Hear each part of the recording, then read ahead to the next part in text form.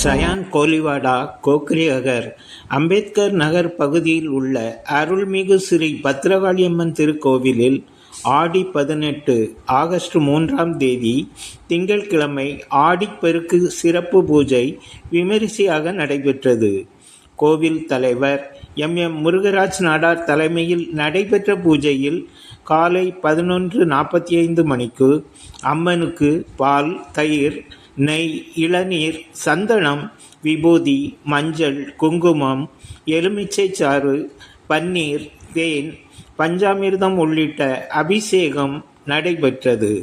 அதனைத் தொடர்ந்து பிற்பகல் 1:30 மணிக்கு அம்மனுக்கு அலங்காரமும் தீபாராதனையும் அன்னதானமும் நடைபெற்றது. பூஜையில் பக்தர்கள் பெருவாரியாக கலந்து கொண்டு சாமி தரிசனம் செய்தனர்.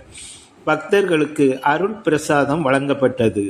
இதில் சிறப்பு விருந்தினராக சமூக சேவகர் சதாசிவ் செட்டி கலந்து கொண்டார்.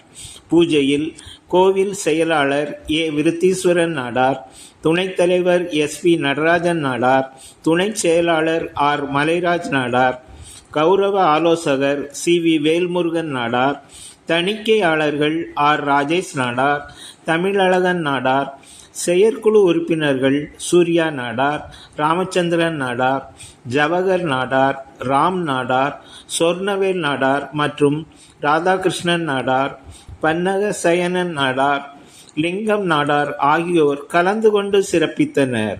பூஜைக்கான ஏற்பாடுகளை கோவில் தலைவர் எம். முருகராஜ் நாடார் வெகு சிறப்பாக செய்திருந்தார். ஆடி பெருக்கு என்பது தமிழ் மாதமான ஆடி 18ஆம் நாள் கொண்டாடப்படும் ஓர் நீர் வள மற்றும் இயற்கை வழிபாட்டு பண்டிகையாகும். இந்நாள் மிகவும் மங்களகரமானதாக கருதப்படுவதால் புதிய தொழில் தொடங்குதல் மற்றும் சுப காரியங்கள் செய்வது சிறப்பானதாக நம்பப்படுகிறது.